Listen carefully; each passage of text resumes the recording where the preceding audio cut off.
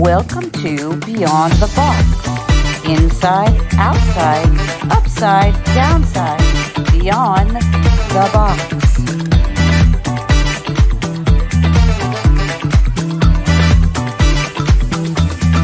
Break it down. Our guests are insiders, now on the outside and the right side, dropping truth and nuclear intel bombs and breaking it down just for you.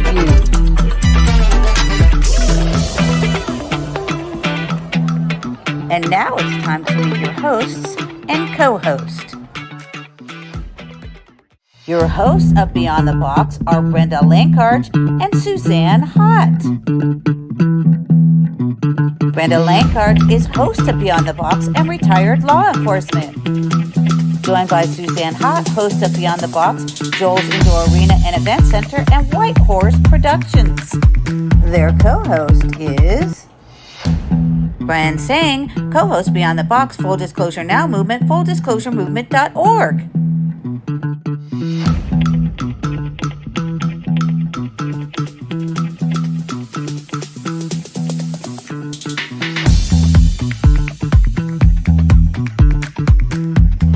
This show is for entertainment purposes only.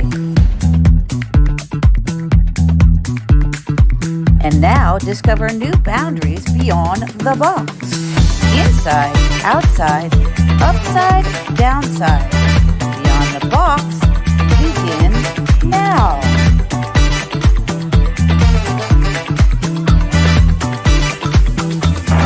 Break it down.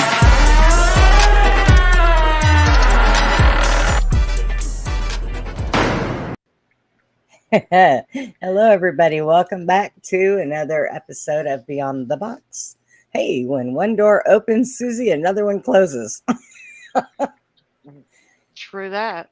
Yeah. Hello, Norma, William, everybody. Thanks for coming. So tonight, it is going to be just Susie and I.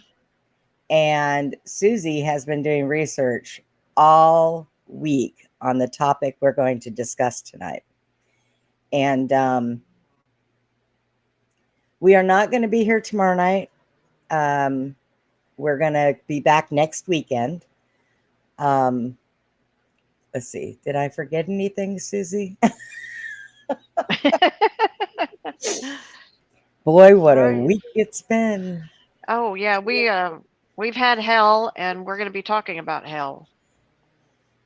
Cheers. You know, like I said, it's a good thing I'm not a drinker. I'd have to have something stiff in my coffee. Oh my So- goodness. You want to go ahead and get us started because Lord knows we need prayer. Hey. Right. Yes. Okay. I just asked the Father to, to go before us, behind us, beside us, below us, above us, and make a way where, we've had a hard way, and just to watch over and protect us in Jesus' name. And then, whatever evil or whatever is out there, that it return to sender. And, we just say, go in peace in Jesus' name. Yes. Go in peace. William, stop biting your nails. That's a bad habit. So we have neat stuff tonight for you guys. I'm gonna. Oh, I guess I got to share that. Duh. And, We and have probably a subject that not many people are familiar with or, have heard about. Somewhat, maybe. Right. All right. So you ready for me to pull up the first picture so you can get this party started? I will. All right. Look at here. Okay. Who is this? Okay. So this is a picture of. Okay. So we're gonna be talking about Odin and Norse mythology, and we're gonna be kind of covering. And we're going to be kind of focusing on one of Loki's daughters. Her name is Hel, or the Angel of Death, and we're kind of cover some of that. the reason that this topic is so near and dear to me is if you look in this picture, my last name is Altfather, the Allfather. So I'm a direct descendant on my father's side to Odin from the Norse mythology, who was known as the god of the Assyrians from Asgard, and it was also spoken of as the gods of the Bible. Um, and so the picture on the right is a picture of drawing of Odin, and the picture on, well, if you're looking at it on the screen, the picture on the left would be my great grandfather, Henry Altfather.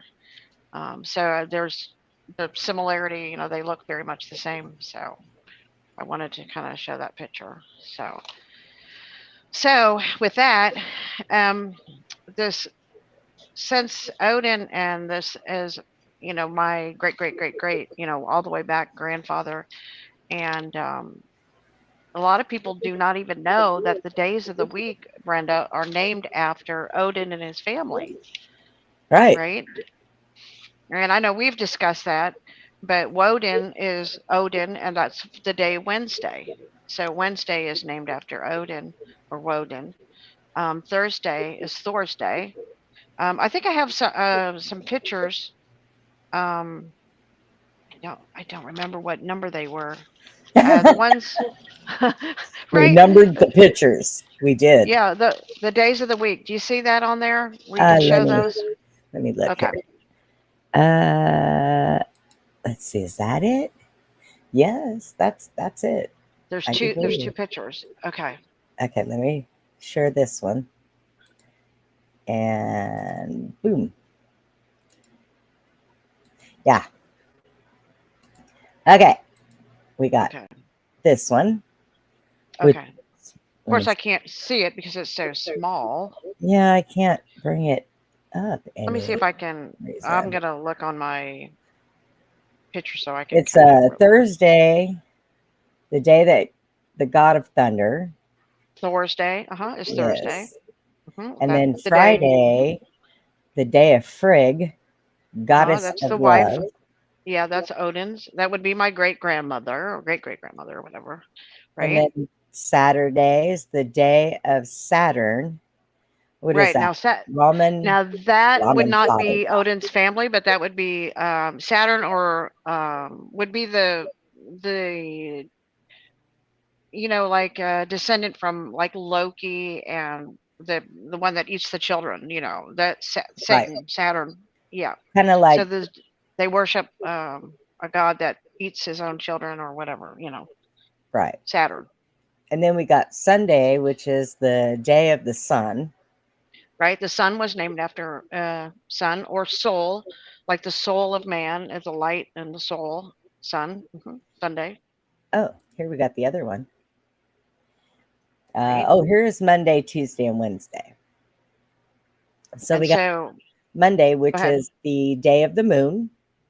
Moon Day, Monday, and Mhm. that would be Manai. The would be Manai, the man in the moon. And that's where that comes from. Or Jack and the Jill is about the Jack and Jill is another.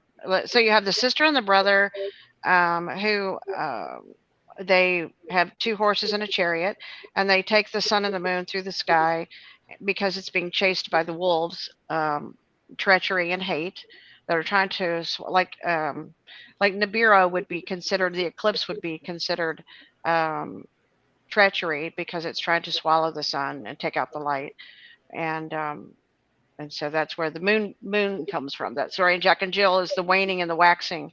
We'll get into that in a little Oh bit yeah, too, that's a big old story. right? And then Tuesday is the day of the god of war. Choose, right. That's a son of Odin, Yep. And then of right. course Wednesday is the day of Odin, the ruler of the gods. There you go. The Asir gods. So, and the Asir gods, that story, it starts off with, if you go back to the creation story, the first beings were the giants. They were the frost giants. That was the first. Um, that's was the first to appear, should you say, out of the ice and the frost giants, and then you have Odin's grandfather, which he came from the. Uh, he marries his like okay, so Odin's father's father was frozen in the ice, and it was a Dumala, the cow, that licked him out of the ice, and that's a whole weird story, but I was going to say, what was um, a cow doing on the ice? That's I what I want know, to know. I wonder about that. There's got to be, but she provided the milk for the giant, so and that goes into the story. A lot of people want to know where the giants came from, because you see the giants and stuff. And so that's the story of the beginning of the giants. According to, like creation story, you had different realms, the void, and then you had the realm of the fire, and then the realm of the ice, and those two elements touched. And then we talked about how water holds memory, which holds life, right? And so these giants come out of that environment. And then there was a man frozen up in the ice, and Abdumala licks him from the ice and then provides the milk. Well, then later on in the story, that giant produces other giants, and and um, and then they end up Odin. They call them the Titans. Okay, so these Right. Titans or these giants, they become very evil and dangerous, and so Odin and his two brothers decide to kill the giant, and then they take the giant's body and they make Midgard, or the earth that we live on, is made from the body of the giants. Now, when they killed him, his blood ran and it drowned many of the other giants. So I think that's what they call the mud flood, or people would use that terminology for the mud flood. And Yeah, yeah. this is where you see all these rock giants, you know. So all these stories go back pre Bible story and pre like where, because everybody goes, where did the giants come from? Did they come from when the gods slept with the humans in Genesis 6? No, because it didn't say. There were giants before that and then after that. So these giants were in the very beginning, very very beginning. So Before like dinosaurs and stuff like that. I, yeah, because all this stuff, like for example, the story of Loki. Loki is what they call a pansexual. So he he can shapeshift. He can become any animal. Okay, he can become in the Norse stories. He becomes a fish, a salmon, and swims away. He becomes a horse, and in one story, and then he becomes a female horse, and a stallion runs after him and breeds him, and he gets pregnant, and he has the eight-legged horse named Sleipnir, which becomes Odin's horse. well, that sucks Okay, to be him. so he can become male or female, and Loki's kind of another. In my um, estimation, it would be the same as Lucifer, Lucifer or Baphomet. Because you have the element of the animal, and you have the female and the male all in one Right. uh, person or being or whatever you want to call it. So Loki can become an animal. He can have babies and be female, or he could be male. It's pretty much Must that be story. nice. And Just do whatever you want to be, huh? Just pretty crazy. Yeah, pretty crazy story, but this a lot of people don't know about these stories, or they see these things now in when they're researching, and they're like, where did this come from? Why are they worshiping this? Or what does that mean? And if you go back to the Norse stories, you'll find a lot of these stories come from the Norse stories, from the Norse. And that because there was supposedly 9 realms, and Asgard was the land where the gods lived, and they actually had an apple tree that they would eat from each day, and they would live and never get old. Okay, so it was like the opposite story that we're told in the Bible. They actually benefited from eating from this apple. Now the gods could die, they could get killed, but they didn't age when they ate from the tree. And then there's the tree of life, which is called Yggdrasil, and it connects its roots to the bottom realms of hell, Niflheim, and so you have the 9 realms, and so Asgard was the realm where the gods lived, and That at Ragnarok, the Battle of Ragnarok, it was connected to Midgard, which is Earth, by the Rainbow Bridge. So the Aurora Borealis is pretty much the destroyed Rainbow Bridge that connected these two realms together. And during that battle against the giants, that they had to fight the Titans and stuff. So yeah, it gets pretty complicated. Loki was from a frost giant, and he was actually blue, like a blue avian. So that where they talk about the blue avians, that's where that comes from. A frost giant is blue. So, and it was basically evil. The frost giants were evil, but when they went and killed a lot of the giants, I guess Odin found Loki, and he was like a child, and he was small for for being a giant. And so they brought him back, and he I guess did some magic on him and made him not look blue. And so if you watch some of the Marvel movies or whatever, you see he has a light tint of blue. They show that in that where he has that blue color. But he was known as the trickster god, or the evil god, because he he would have children with he had 6 children, and they were these children were pretty much different. I should kind of put it that way. Okay. Each one had Sleipnir their the horse was special pretty talents. cool. Yeah, Sleipnir was pretty cool, the 8-legged horse, right? But Right. one I of them wouldn't have was wanted to give birth to that. I don't feel for Loki. right. Jormungandr was one of the. It's known as the world serpent, or the Bible calls it Leviathan.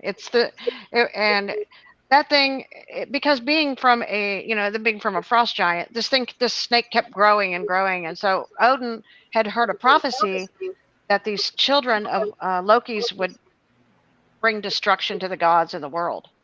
So they didn't know what to do with them. So they ended up taking that serpent and throwing it into the waters. Now, would that And be this? there you go. So if you look at this picture here, this is just below South America and the ice. Yeah, there he is right there. And you can see the serpent's head, and he's eating his tail, and you can see his eyes and his nose. Yep. And he was killed during Ragnarok.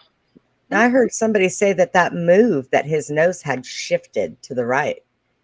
They've got pictures of it. So I heard I watched that TikTok too, and somebody's claiming that it actually has moved in the water. Yeah. Yes. Which would be kind of interesting, though. Yeah. I don't know if it's going to come back to life or not, but according to the Norse story, that they've already battled this thing, and he's laying dead in the water. But there's if you can zoom in, there's some bigger pictures. You can see his head, and you can see his nostril holes. I can't zoom in. Dang it. Yeah, and anybody can Google Earth this. If you Google Earth just below South America, you can see Jormungandr or Leviathan in the water, the world serpent. Right. It's the Borealis, I guess I call it, the snake that eats its own tail, So he grew and grew into this giant, yeah. And so, but the other child was Fenrir, I think was known. He was the wolf. He was a wolf, okay. And we'll talk about that later, because Fenrir had 2 children. And those are the 2 wolves that chase the sun and the moon. And that's why the sun and the moon are running, not to be devoured by treachery and hate. Yeah. The wolves called treachery and hate. And these are all the children of Loki. But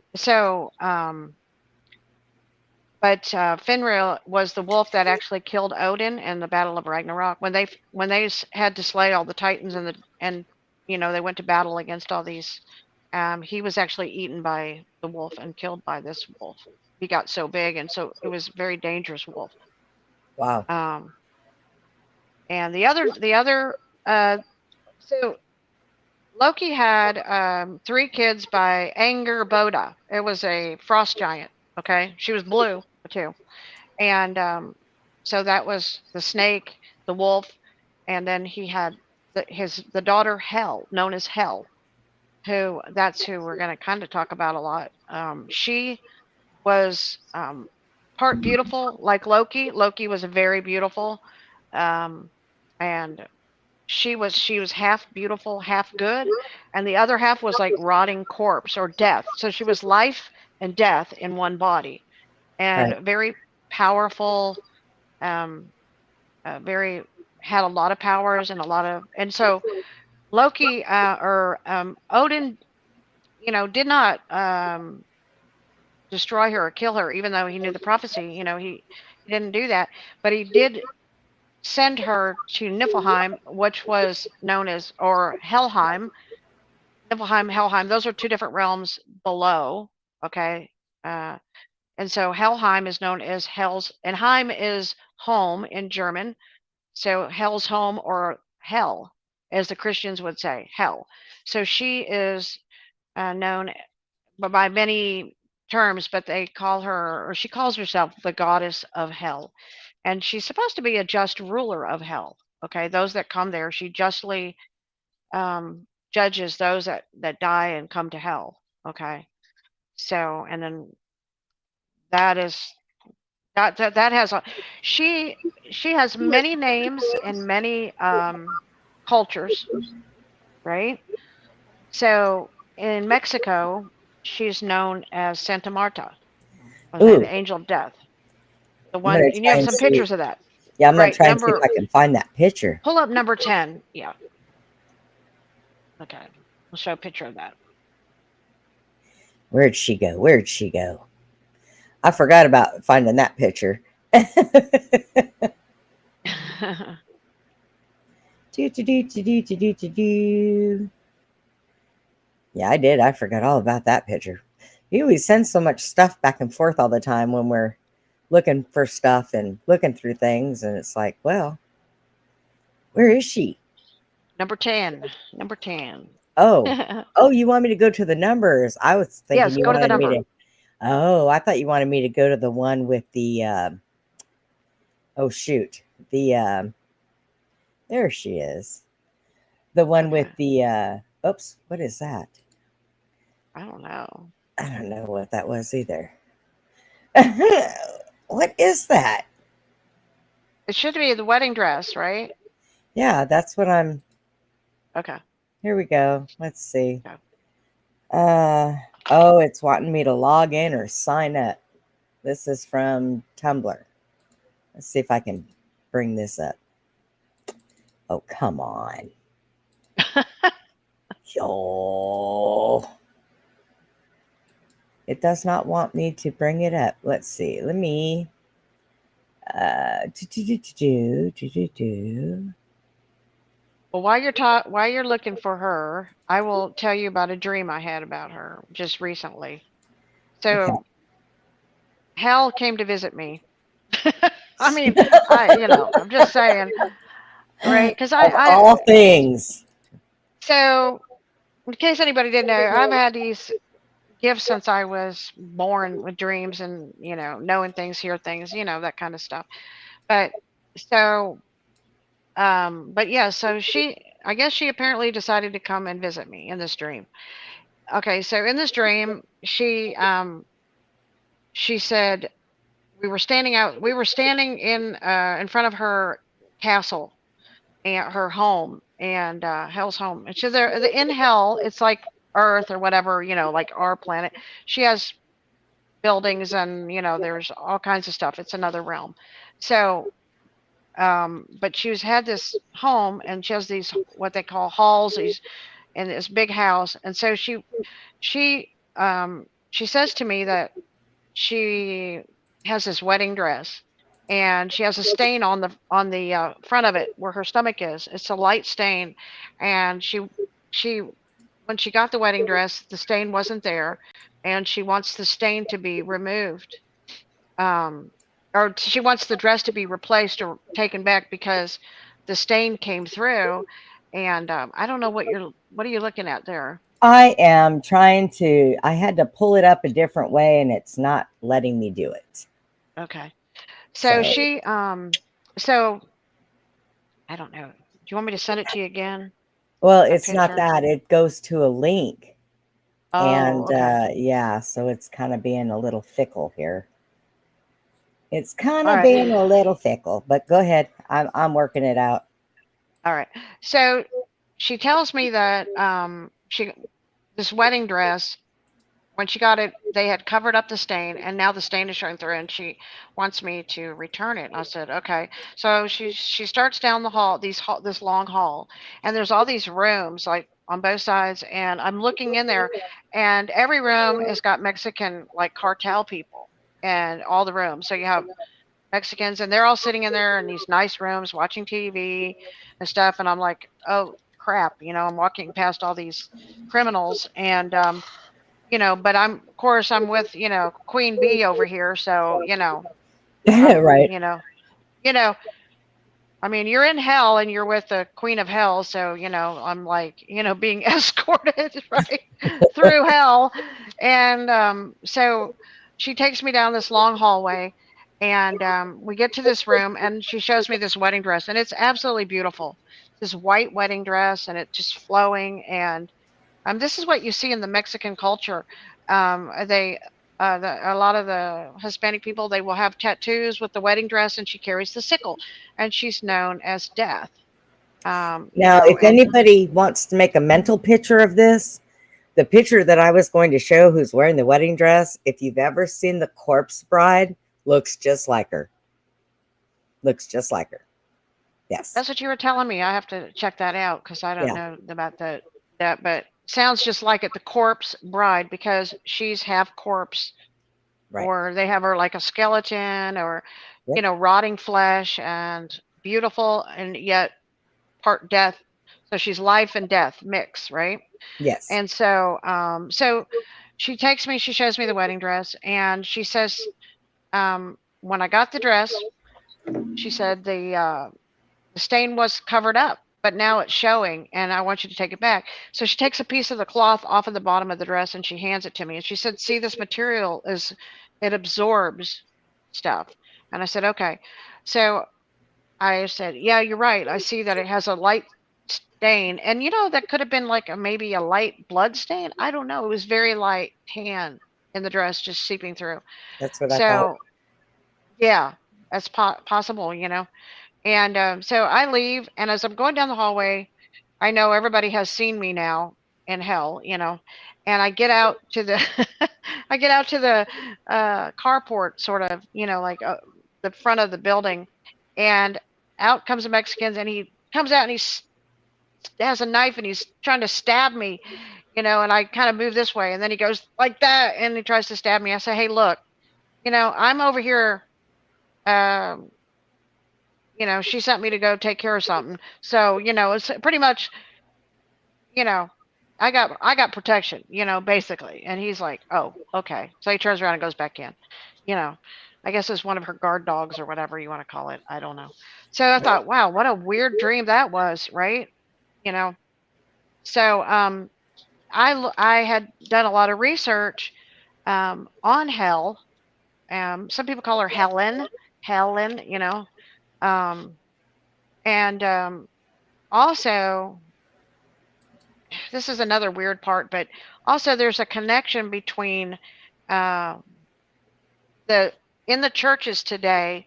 We have some people in the charismatic churches. Now, one of the things that she rules over is a lot of the homosexual type people.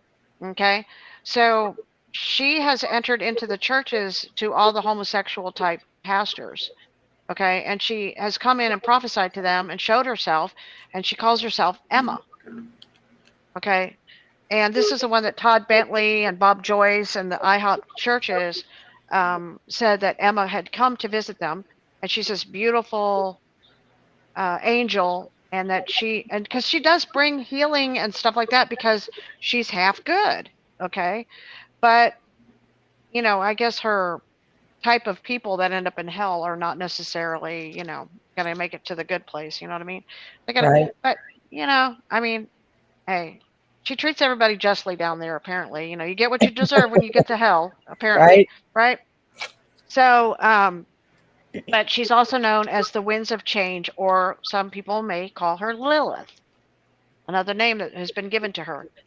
Now, in the Slovak mythology, in the Slovak, she's called Marzena, and she's described the same way. I mean, they have, so you have many different cultures, whether it's Hispanic, whether it's Norse mythology, whether it's Christianity. You have, many different in the churches. It doesn't matter. She's she's talked about in many different uh, cultures. You know what I mean? She's always described the same, right? Yeah, pretty much. Always, kind of referenced the same way, same thing. Um, so now, one of the things that a lot of I think there's a misunderstanding when people read the Christian Bible in Genesis 6:4. All right, I'm gonna cover that. Said that there were Nephilim, men or of stature, notorious men or giants is what we call it. Nephilim are giants. All right, another word for giants. And then afterwards, okay, so it talks about first there were these giants in the land called Nephilim, these big, kind of wild, titans that were existence. And then it said, and then afterwards, when the sons of God, which would have been Odin and the gods, right? They lived with the daughters of men. Okay, so the humans came about after you had the giants, you had the gods, and then you had the humans. So these gods married the daughters of men, and then they gave birth to children. Now these children were known as the mighty heroes of old, or the famous men of renown. Now these children became the heroes of legendary figures of ancient times. So when you hear stories about Hercules or Thor, okay, these are who we're talking about. These are these legendary heroes. These are, they weren't giving birth to the gods and the weren't giving birth to the giants and per se. They were giving birth to heroes. So that's like, the stories that you see in Marvel and all that. So there's a lot of misconception about I think the pattern of how things came about into being. You know what I'm saying? So there were giants in the beginning, and they were before the gods, and then the heroes, and then the humans. Okay. So also now, if you can you pull up anything, or are you stuck?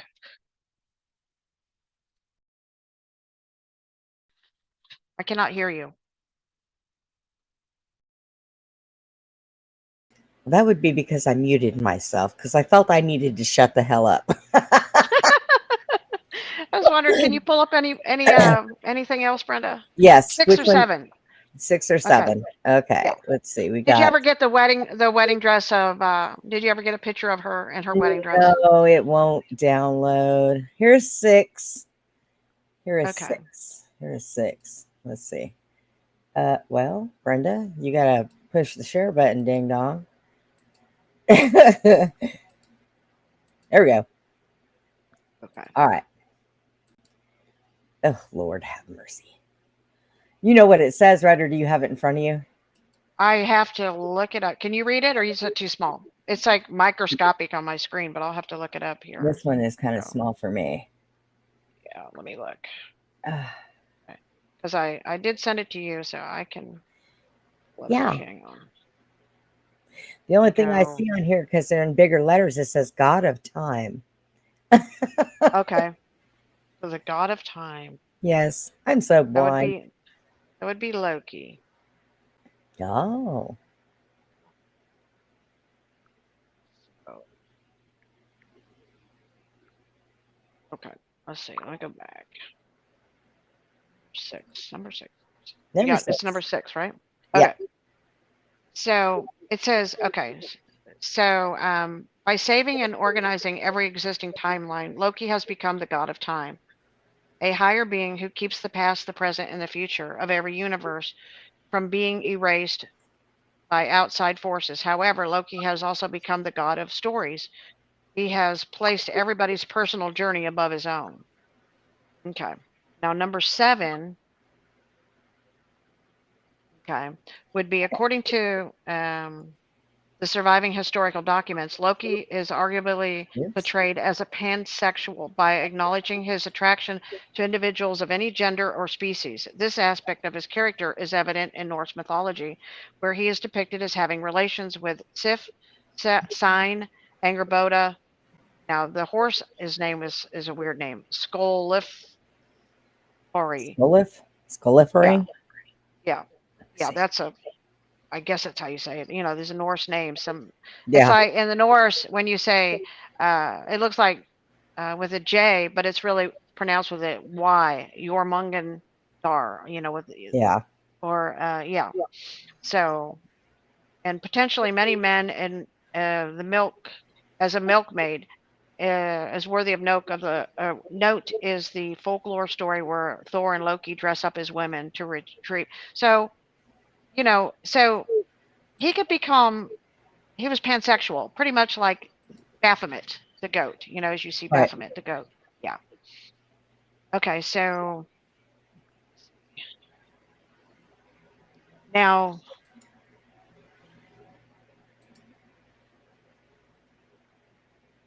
What's next? okay, Hel.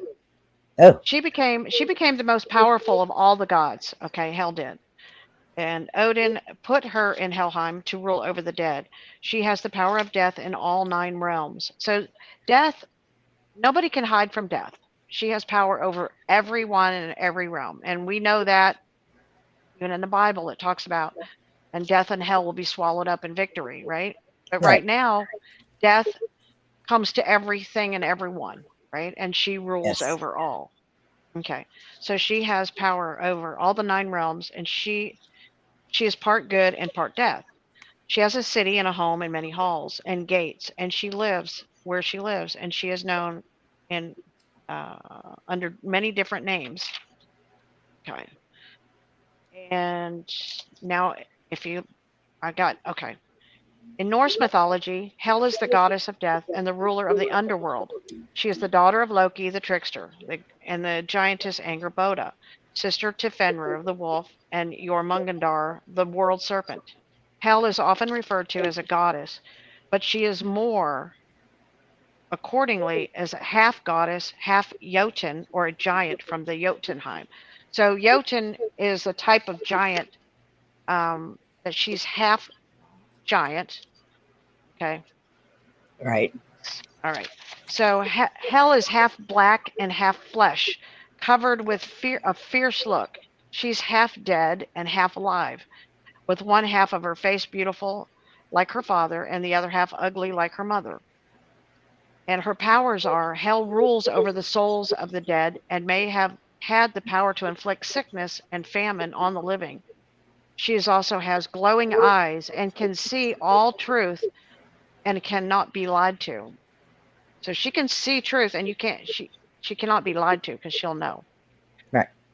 Her kingdom is Niflheim, and is the world of darkness. Is located downward and northward, and is divided into several sections, including Nasrod and the shores of the corpses, and the castles filled with serpent venom, where murderers and adulterers and perjurers are tormented.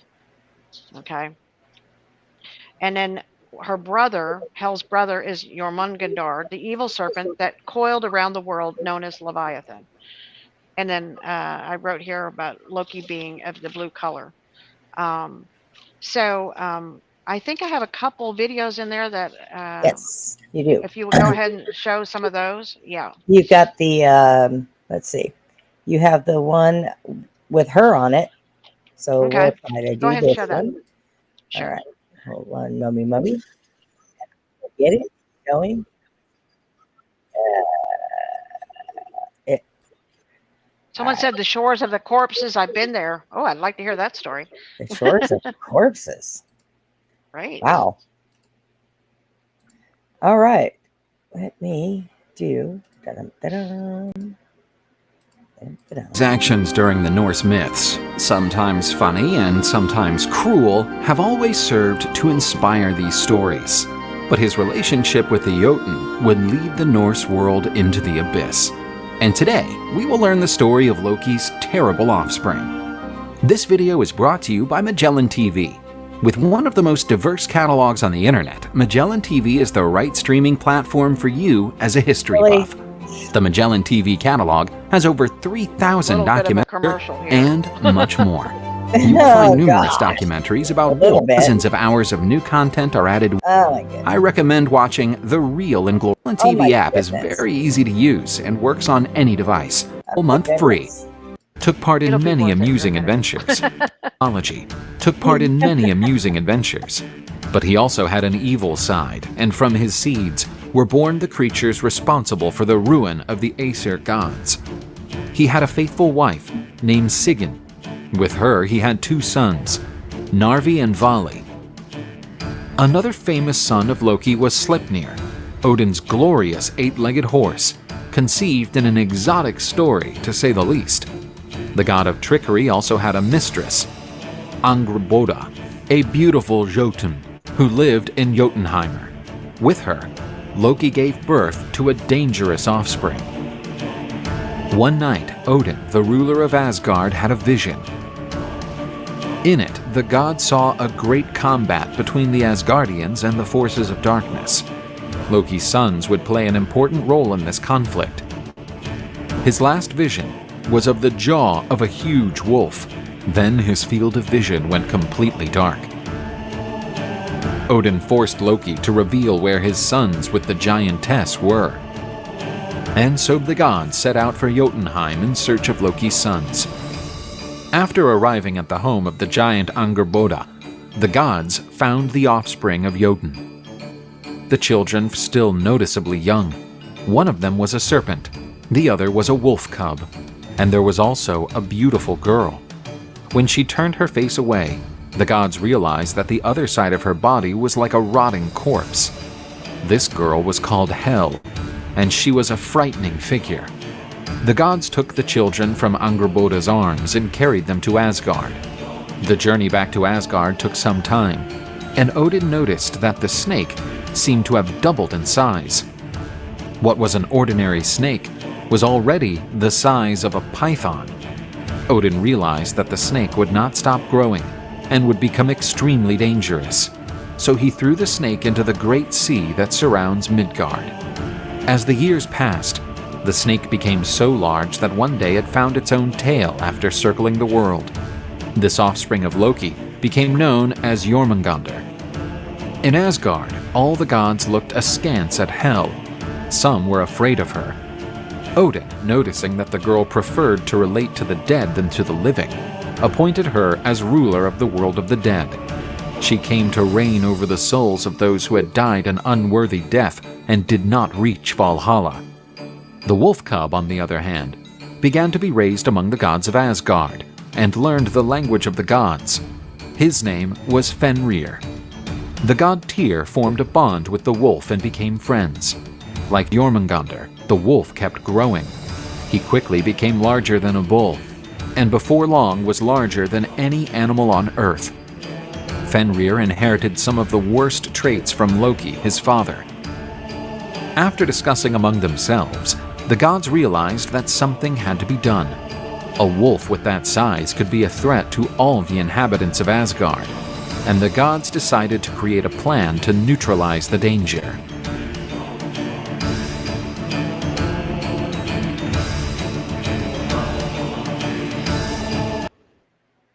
All right. Okay. Now we have I think there's a couple more. You've got also the Loki. There's one with Loki and a child. Okay. That one? Yeah.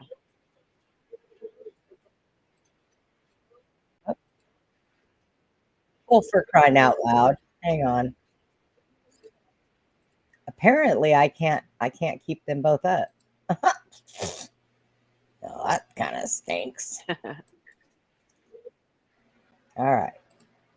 We'll do this again. You guys were just having some.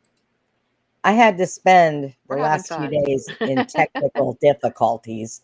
So right now I'm trying to get this stuff all together. Whoa. There you are. There you are. The goddess of the dead.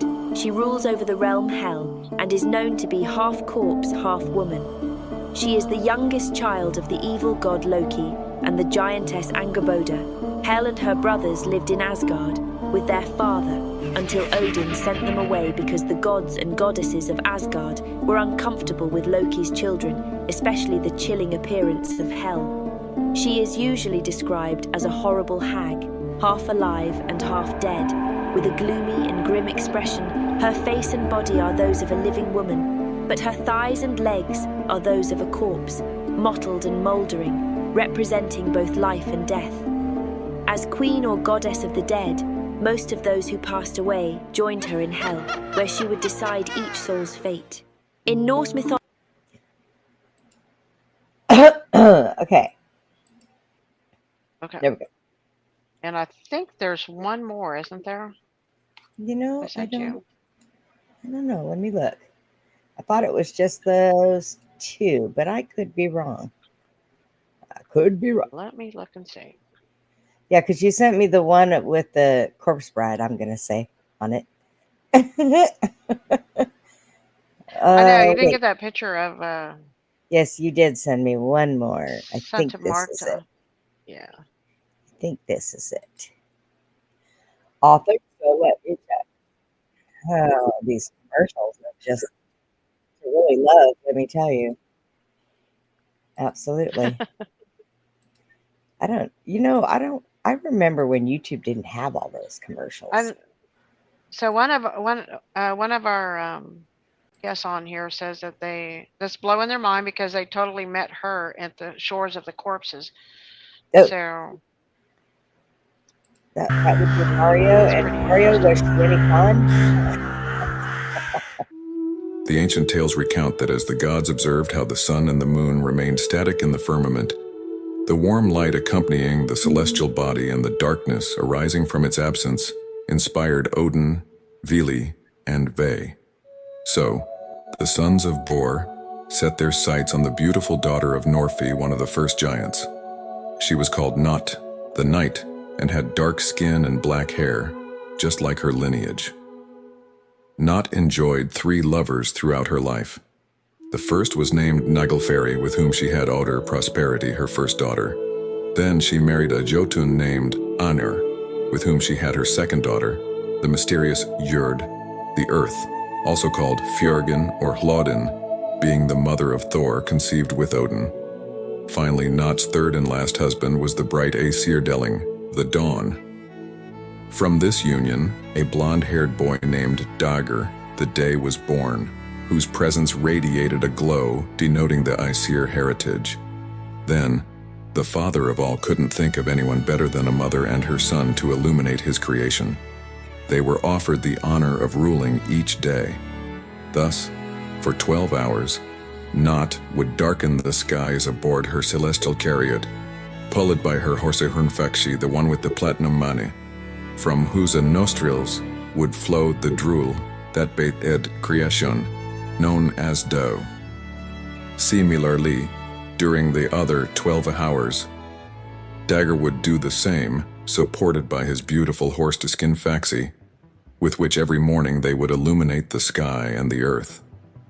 It is said that in the northern lands, both Dagr and Not came to be considered Aesir gods, either because Not provided rest to the worker and freshness to the tired, or because Dagr bestowed energy upon man through his warm light. Having completed their initial design, the gods now turned their thoughts to the fiery sun and the passive moon, deciding to give them a place in the order of things. It is said that while contemplating how to carry out this task, they learned that the giant Mundilfari, the one who moves according to determined times, arrogantly named his offspring as the newly created orbs. The male son was named Mani, the moon, and his beautiful daughter was named Sul. Therefore, the gods hated him greatly, to the point of taking his children and placing them in the sky, forcing them to ride day after day, guiding the horses that pulled the shining orbs, as their names suggested, through the celestial paths. While Mani ruled the waxing and waning on his chariot half the time, Saul drove the horses Arvakir, the early waker, and Alsvidr, the fastest during the other half. Horses created from the sparks of Muspelheim and conditioned with iron bellows beneath their backs to cool them. However, the gods, glimpsing the journey of the sun, became aware of its power and the danger the earth faced when illuminated by it. Therefore, they assigned an enigmatic figure named Svalin to ride in Saul's chariot and hold a shield between the sun and the earth. If he did not do this, both the earth and the sea would be consumed in flames. From this work, days and nights resulted, which with their passing, allowed the awareness of time. It is then told that one day, as Odin, Vili, and Ve enjoyed their creation, walking along the coast they found two beautiful trees and decided to create from them the man and the woman, the first shoots of humanity.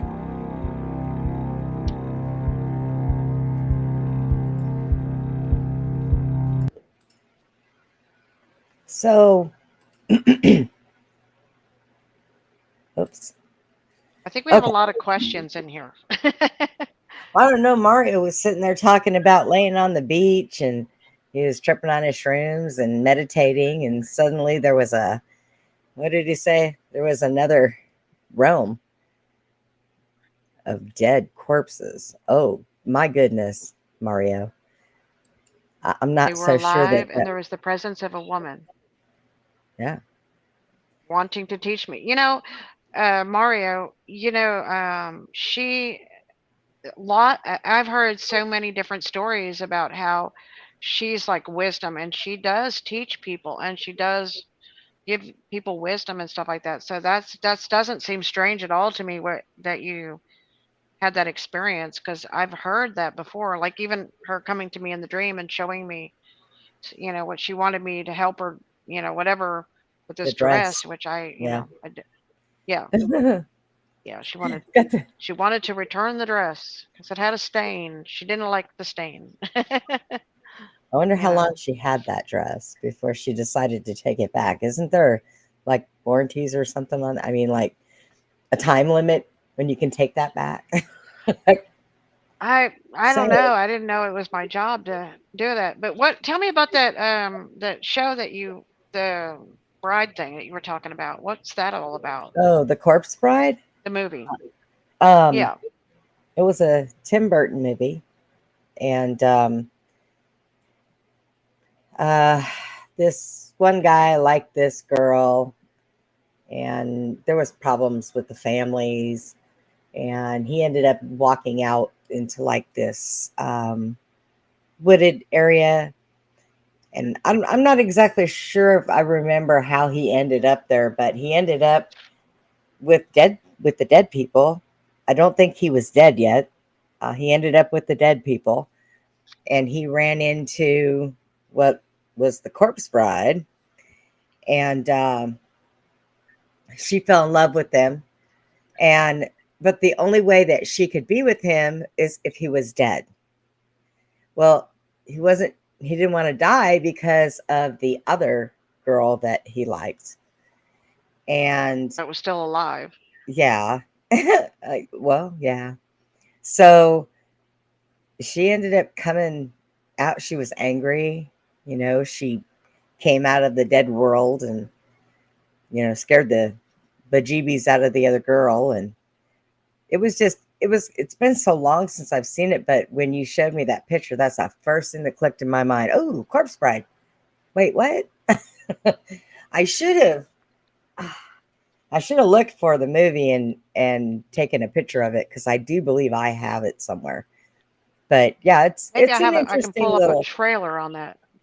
yeah, because it's Yeah. like I mean, you've seen Nightmare Before Christmas, and it's a Tim Burton movie, so yeah, it was a pretty good little movie.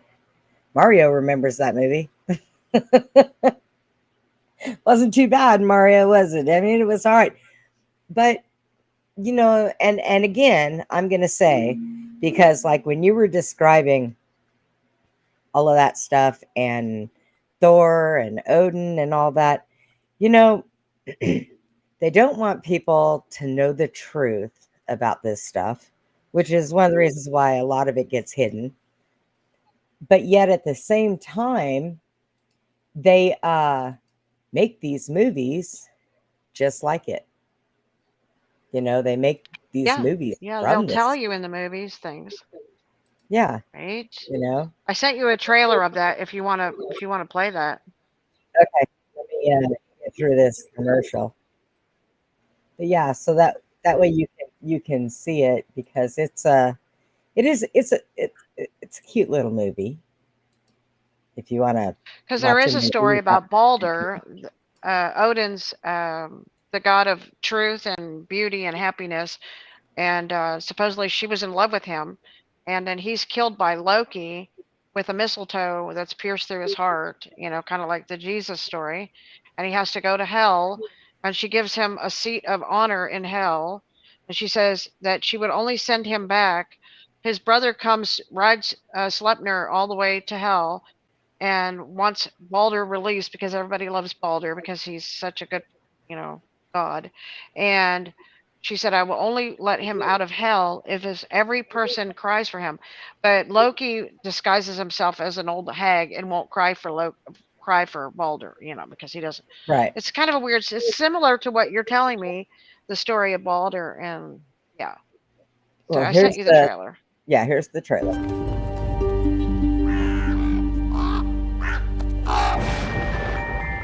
What if Victor and I don't like each other? As if that has anything to do with marriage. They were due to be married, though they'd never before met. His parents were thrilled. Hers were filled with regret. But in a moment of panic, Victor desperately fled, and by a grave misunderstanding, married the corpse bride instead. You may kiss the bride. She was frightening, but beautiful, and would never be false. Who is she? I'm his wife. All that she lacked was the beat of a pulse. Maggots. From Tim Burton, creator of The Nightmare Before Christmas, Why go up there when people are dying to get down here? comes a tale of wit, charm, and strife. I'm not dead. About a timid young man Victoria! and the love of his life. Sounds creepy. Can a heart still break once it's stopped beating?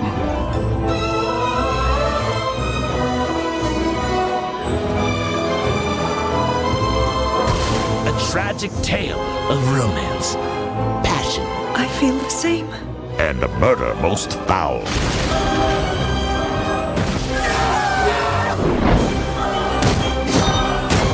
He's married to a corpse. What a cutie. You should have seen him with fur. Tim Burton's Corpse Bride. This is gonna be good. See, and she looks just like that picture. Yep, that's crazy. So yeah. I know, that reminds me, like she's like, oh, a maggot coming out of my eye. Right? Oh god. I That's sent what you it the is. picture just now, if you can pull that one up. Oh, yeah. Now that This one I is might be able to do. Okay. Now This that is one I might in be able Mexico, to do. they worship her, call her Yeah. Santa Marta. And it's in the Mexican culture, they know who she is, and she bestows wealth and healing and stuff like that. So because but in order to for them to they have to make a deal with her. So that's why there's a lot of sacrifices and stuff given, for her to. And you can see, I don't know if you can see that, but she's a skeleton wearing the wedding dress. Yeah. With all the flowers underneath. Right. But yeah, I mean, it just seems exactly like the movie. So, I mean, and again, they just keep on taking these movies and they make it real, and we all think it's just a movie. So They basically tell you exactly what's happened, what's going on, and all that stuff without actually doing it. So, everybody, we're going to go ahead and take a quick break. I am not sure if this break video is going to be as long as the other one was. We've had to make a few adjustments to things, so bear with us. We'll get on top of it. It's been a rough week. So, then we're going Lots to of technical difficulties. yeah. And we're going to take a quick break and we will be right back.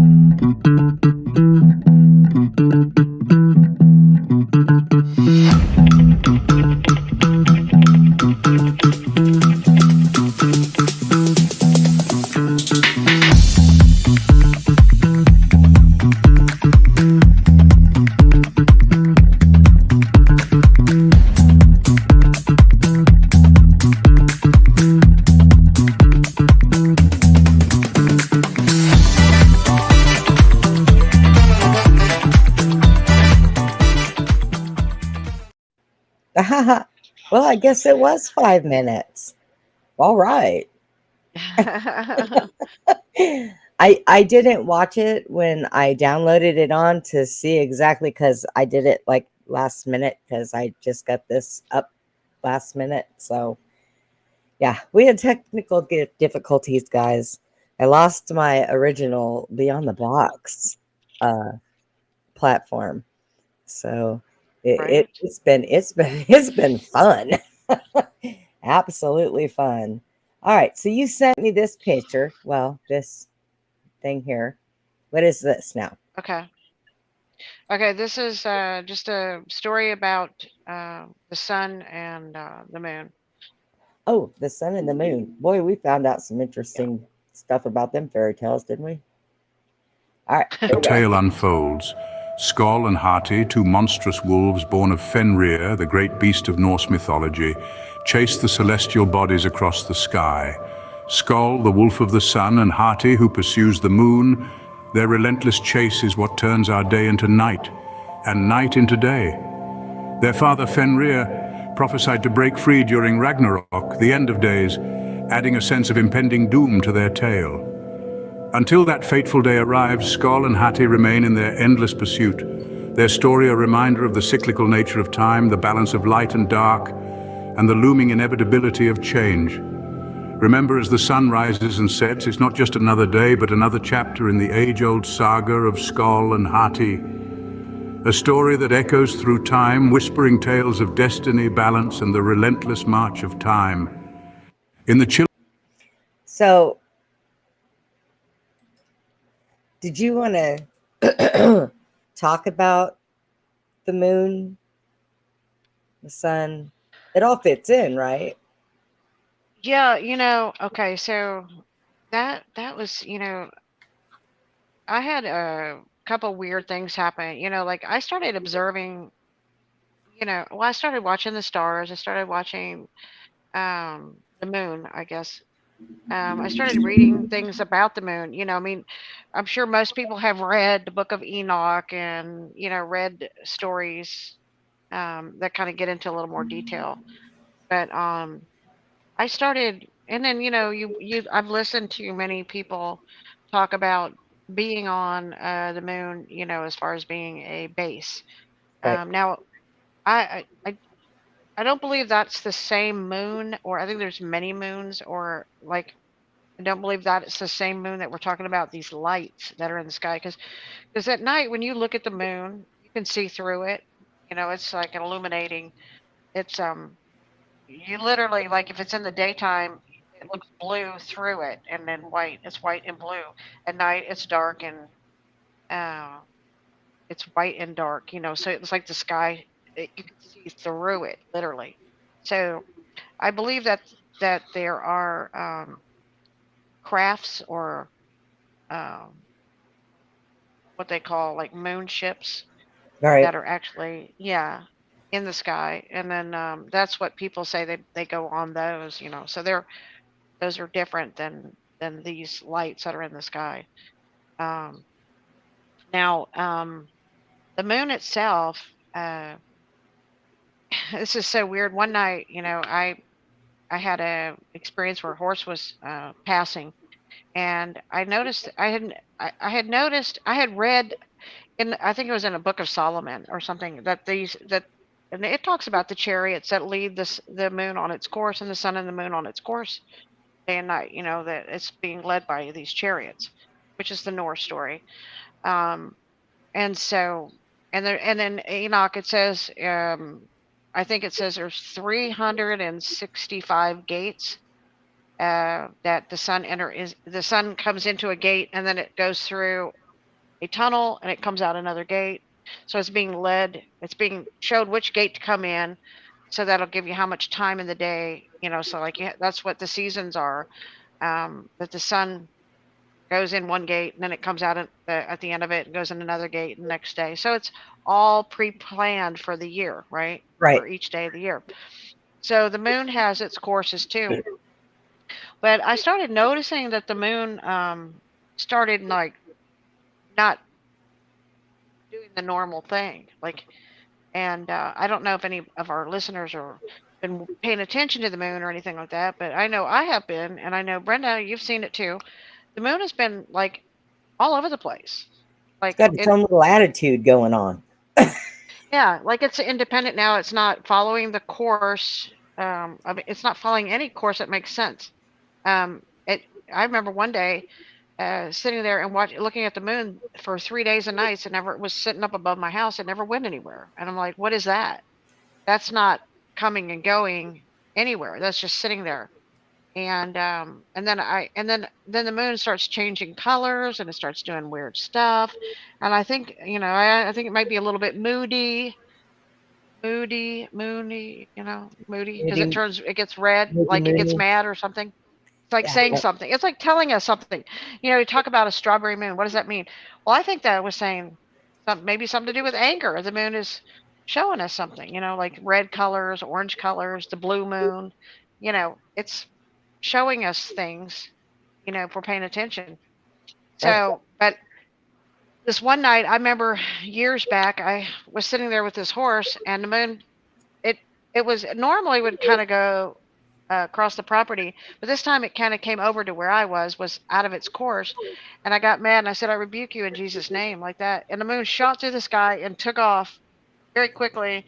And Roger was with me, and I said, "Roger, you saw that, right?" He goes, "Yes, I did." And he goes, "You just don't know what kind of power you have." And I'm like, "Well, it made me mad. It wouldn't, it just wouldn't leave, and it was like watching me. I didn't like that. Right. But I don't think I'm as mad at the moon anymore as I used to be. But I think, I think it's kind of interesting now, learning about what's going on. And, maybe the moon broke free from the matrix. Maybe the moon isn't programmed anymore. Maybe it's independent. Maybe what's going on. And I would advise all listeners to start watching the moon, checking out the moon, and seeing if it's lost its course from what it normally used to. Because isn't it that according to Judaism, that the Jewish people have a calendar, and they base that calendar of time on the moon. Right. But what if the moon is like hanging out over here and up here for 3 days? And how is that going to mess up time? Is that the Mandela effect? Was we were Well, talking about? yeah. And it's like I I mean, said, normally, like when I was on the phone with you at 3 o'clock in the morning, and normally the moon is in front of my house and off to the right and almost gone. Okay. But last night when I was talking to you, it was in my backyard, right above me, over the shed, in a spot where it has never, ever been at that time of the morning. And I'm looking at it going, what are you doing? Did you lose your way? Have you lost your mind? I mean, what's going on here? But are I've you been lost? noticing that. Yeah. I've been noticing that it's not anywhere that it has always been. And my ex-husband's brother used to do a lot of that with the stars and everything and name all the constellations. And so I got into a habit of watching the moon and the stars and what have you. So it's not like it's anything new to me, but lately, I think since the eclipse, our moon has just lost its mind, literally. Well, the eclipse is supposed to, like I said, that is a moon called Nibiru, and they call that treachery. Okay, the wolf that's trying to swallow and take out the light. And since then, it's created all these. We've had more earthquakes, tsunamis, flooding, fires, water doing all kinds of wiggy weird things, tornadoes everywhere, like all the time, every Wow. day now.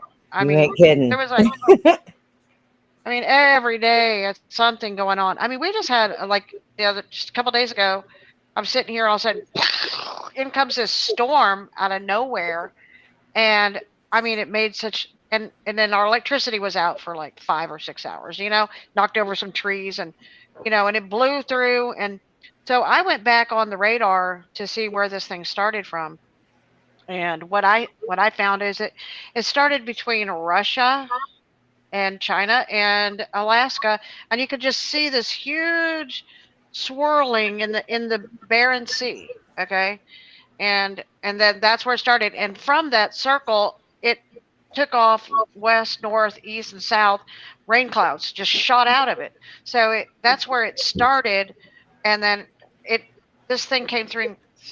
It came through so fast that, I mean, it freaked everybody out. Even our weather report didn't even give us heads up before it hit us, and it blew through. So Right. that's the kind of thing that I've been paying attention to, is these events that are taking place, watching the celestial. Now they say that the sun and the moon are like fire, and the stars. And, many of the Christians have read in the story where it says the sixth seal shall be opened up and the stars will fall from the sky. So these fire and these meteors, and one will come down and poison the water. And so we're in for some serious turbulence. I mean, there's some things that are going to be taking place according to these prophecies now. I think watching the moon getting out of its course and I would recommend everybody be going out, watching where the moon is, and then checking it periodically and finding out it's over here, it's over there, it's over here, it's over there. It's hanging out here for how many hours? Oh, it disappears back that way where it came up. It doesn't go where it starts, and it's just doing wacky things. Although Yes. the sun seems to be getting hotter for some reason, like it's not being, right? Yes. Yeah. Now, if it's in the book of like Enoch, it talks about these tunnels that the sun goes through. I think that some of these tunnels are compromised and the heat is coming through, or whatever, and we're burning. I mean, we're just, yeah, there's just all kinds of weird things going on, Brenda.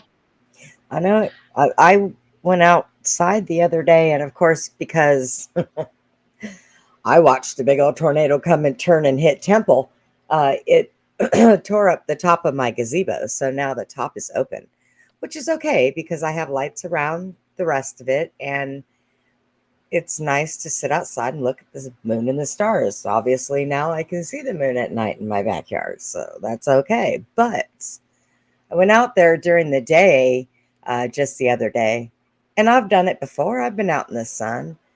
But I got out there and I wasn't out there 2 minutes and I felt like my skin was just burning. Now, I have the type of skin that it's really easy for me to get tan. I mean, my mom used to call me her little Hispanic baby because I would go play outside and come back in. And I was nice and crispy and tan. But this is different. It's very different. And it's hot. It is hot. I don't let my little one, he doesn't hardly go out because it's just too hot for him with all his hair. The other one goes out and immediately jumps off the concrete and runs into the grass because he doesn't want his feet on it. So I do not want to sit here and say climate change. Okay, I don't, because I'm sorry, we have 4 seasons. Our climate changes all the time.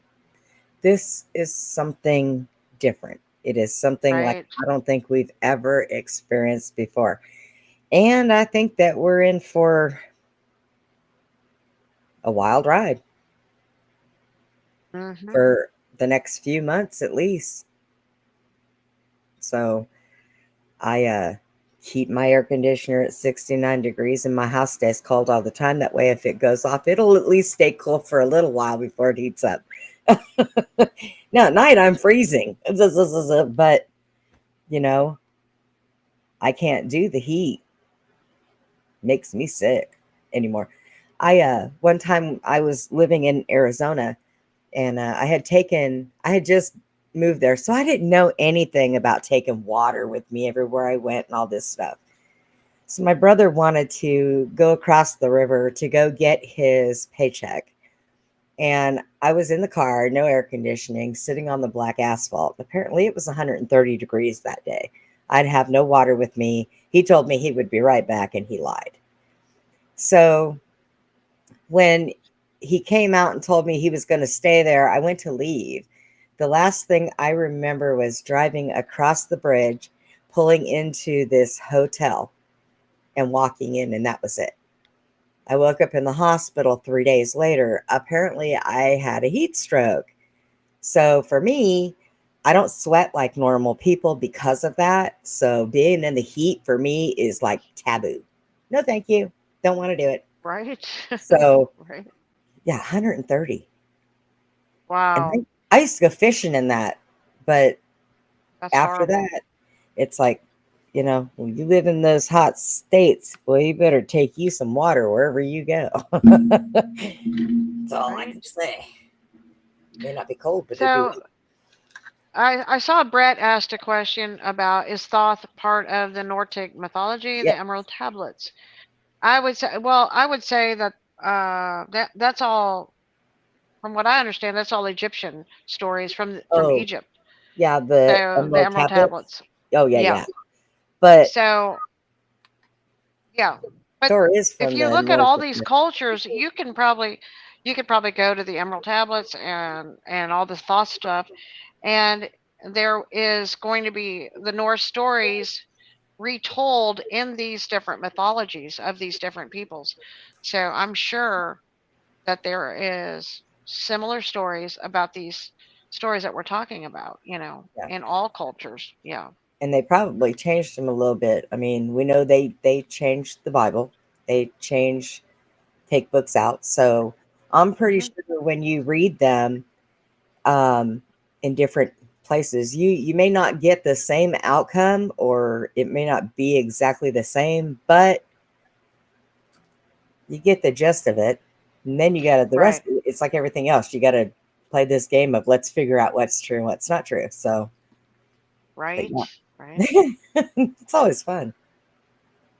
Right. I think, they always have to go back to the source. And so you have to kind of go all the way back to the Norse mythology, because that's where everything originated from, Right. you know, and then all the cultures and all the people, because the humans came later. Okay, they were after the gods and after the giants and all that, but we see the stories of giants within the Bible. There's lots of references to the giants. Og, for example, was a giant, that survived the flood and helped Noah, and then he became known as King of Bashan in the Bible. You know what's odd is that anytime before when I read the Bible and it talked about the flood, I didn't never read anything about giants. But I was raised Catholic, so I went by the Bible they wanted you to read. So I never knew anything about giants being anywhere near the floods, the great floods. So Right. when I found that out, I was like, wait, what? So yeah.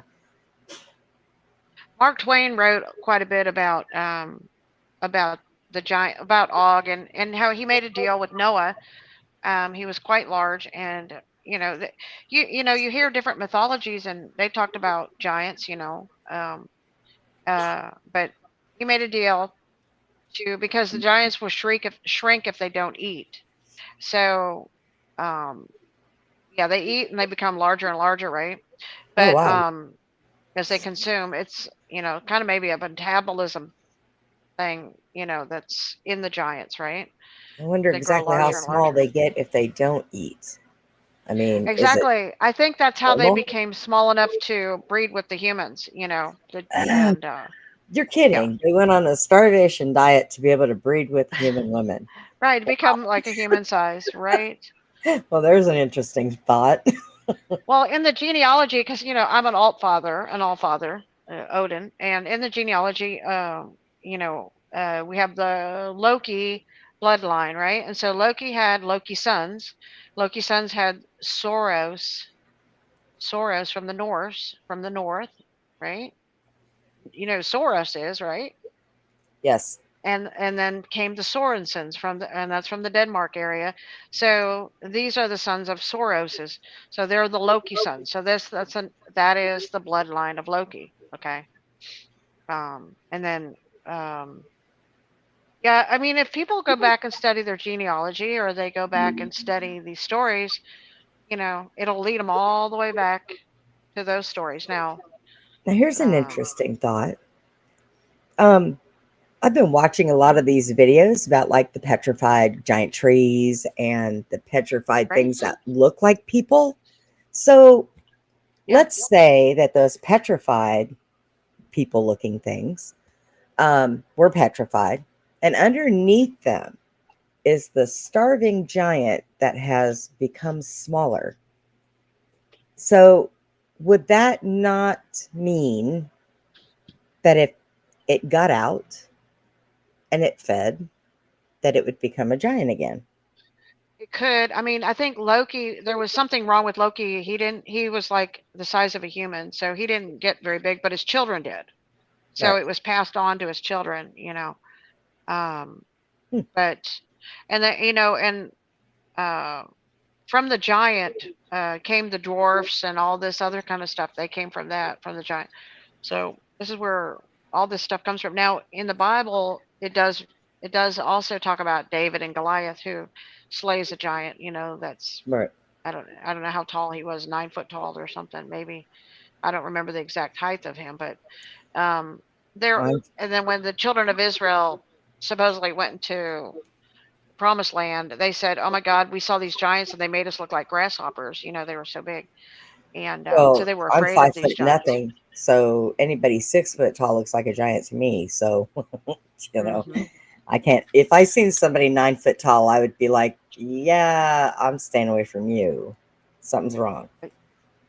There's stories of giants, and but yeah, the giants have the ability. But Odin is okay. So Odin is known as an Asir. The Asirs, the gods.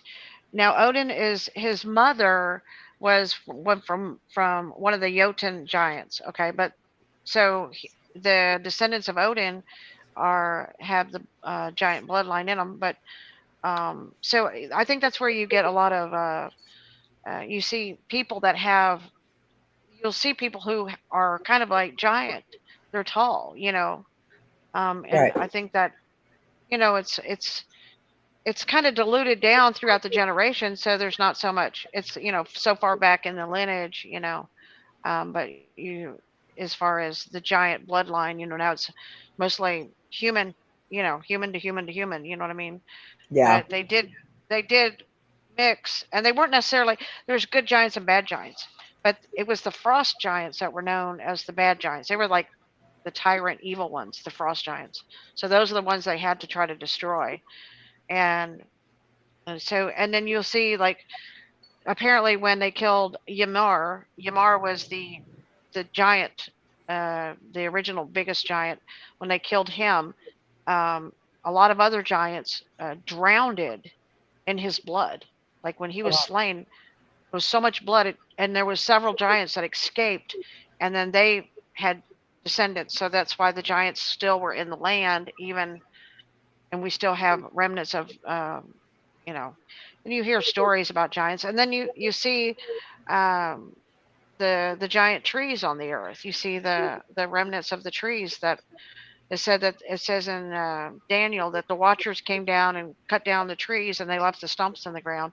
So you see these giant trees that are massive mountains, like Devil's what is it? Devil's Mountain, I think, or they call it, and yeah, it's a I think so. tree. Yeah. So So these one were the they giant used in trees. Close Encounters or something. Yes. Kind of like Jack and the Beanstalk kind of story. You have giants and you have giant trees, and Yeah. Right. you know, We had giant all this stuff trees. all this stuff existed, and there is evidence of that. There is Right. evidence of all of this. Even though you read it in the Bible and it seems like you don't see it every day, there is evidence of this. All you have to do is Google giants and rocks or whatever, and you'll see these big formations of giant rocks that look like people or giants, and they're huge, or Right. trees. Yep. These are, Turtles. yeah, Yeah. yes, giant animals. Yes, yes, Wow. because yeah, like I said, Devil's Tower. That's it. Thank you, Brett. Thank you. Devil's Tower. that's it. Yes, Yes. yeah, they said they were called sycamore trees, the type of tree was a sycamore, I think, tree, Yeah. and it has, it's a different type of tree. I don't think they have. I don't know if there are any of those around anymore, but Well, there all sure we isn't have any is that big.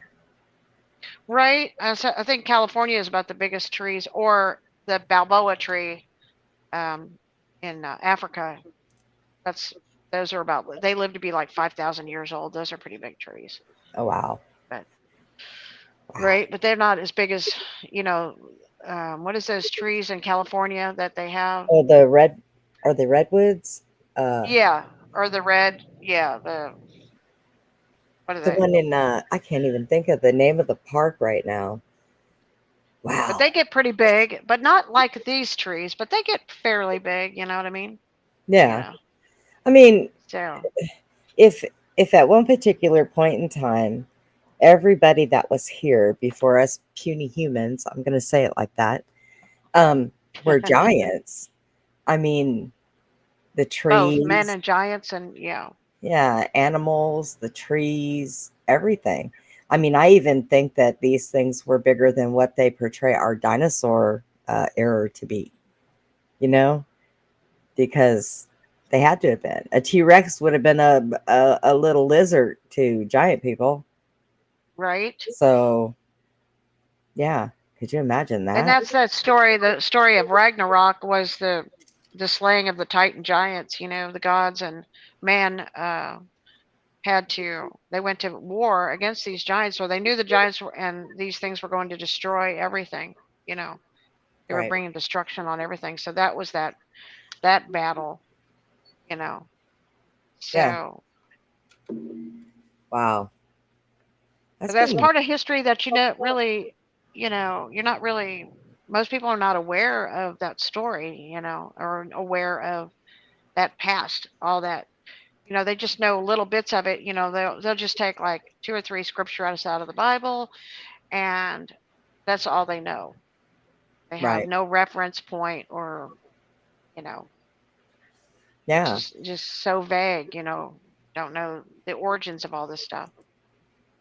So I I don't know if anybody still, has any other questions, or yeah, or I don't know. Brent, I think it looks things up for us or something. I don't know right. what he's doing, but he's doing all right. So, we want to tell everybody that we're gonna be doing a few changes. Brian was gonna come tonight, but Brian's doing some stuff with the wifey, which is okay. Tommy was going to come, but he worked real hard this week. It's been pretty hard on him. So I told him just to relax, watch the show, fall asleep. You'll be all right. Um, Penny and Tom are doing some, uh, what is it? Working on a Documentary different or some show. stuff. Yeah. Yeah. Yeah. So Brent said, have you heard of the Book of Giants? Have you heard of the Book of Giants? I think so. I can't think of what it's about, the Book of the Giants. But I mean, I know it, I'm wondering if it's the one that it talks about. Is that the one that speaks about, oh gosh, I'm trying to think of the name. Um, the Book of Destiny with the Book of Giants, and what is it? I don't know. Some of those old stories, Let me do a little bit of looking. Book of the you can Giant. go to, That like, it? there's a couple good websites called the Sacred Text or the Reluctant Messenger, where you can pull up a lot of those books, and for any of the people watching, if they want to find certain things, that they could go there, and I think the Book Book of of the Giants is there. wow. Let me see this. Hang on a second. Let me look at this. Gilgamesh, that's what I was thinking of. Gilgamesh. Hang on a I second. I'm going think to show you the front of this book. Yeah. Yeah. which I think is of Iranian kind of story from. Can you see that? Yeah. Can I make this bigger? Oh, wait. Maybe I can make it bigger. Oh, well, I There's threw a whole that bunch of out of books on that proportion. one. Look, there's a whole bunch of books on giants. Look at that, Brett. Right. Do Right. you own any of these? Wow. But yeah, let's see.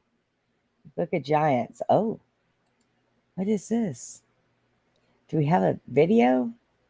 Ooh, we have a video, Susie. Book of Giants. Alrighty. Look at that. Oh, wait. Take this one off. Get off of there. Okay. Trying to pull it up.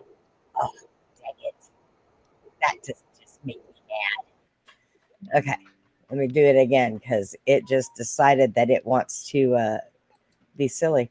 Apparently, I had too much up. And it was like, no, you can't play with that one. It's like, man. Okay, there we go. Boy, I'll tell you what. Okay, let's see. Where are we going with this? Oh. Play? Maybe today? Maybe, huh? Hold on. Are you serious? Get off of there. Okay. There we go. Book of the Giants. A narrative of the fragmentary Book of Giants found in the Dead Sea Scrolls. Narrated by Matthew Schmitz. The fallen angels knew the secrets of all things. At this time, sin was great on the earth. Oh. The wicked angels killed many people and begot giants with mortal women. The wicked angels consumed everything that the earth produced: the great fish, the birds in the sky, all the fruit of the earth, all kinds of grain, the fruit of the trees, even beasts and reptiles they committed sin against. All the creeping things of the earth they observed and abused. They performed every harsh deed with harsh utterance upon male and female creations, and upon humanity itself. The 200 angels seized 200 donkeys, 200 asses, 200 sheep and rams of the flock, 200 goats, 200 beasts of the field from every animal and from every bird, for experiments in breeding with humans and all types of miscegenation. From these deeds, monsters were created and flourished across the earth. Yeah. The monsters sought out flesh, which would be destroyed or perverted. Monsters and giants would arise who were lacking in true knowledge because they were abominations. In the meantime, the earth grew ever more corrupt and the giants more mighty. They considered trying to persuade other angels to come upon the earth, otherwise their tyranny might ultimately perish and die. All the time they were causing great corruption in the earth. If this goal did not suffice to perpetuate them, they thought they would be finally destroyed. The fallen ones defiled all creation and begot giants and monstrous creatures and corrupted all the earth, which was defiled by bloodshedding at the hands of the giants.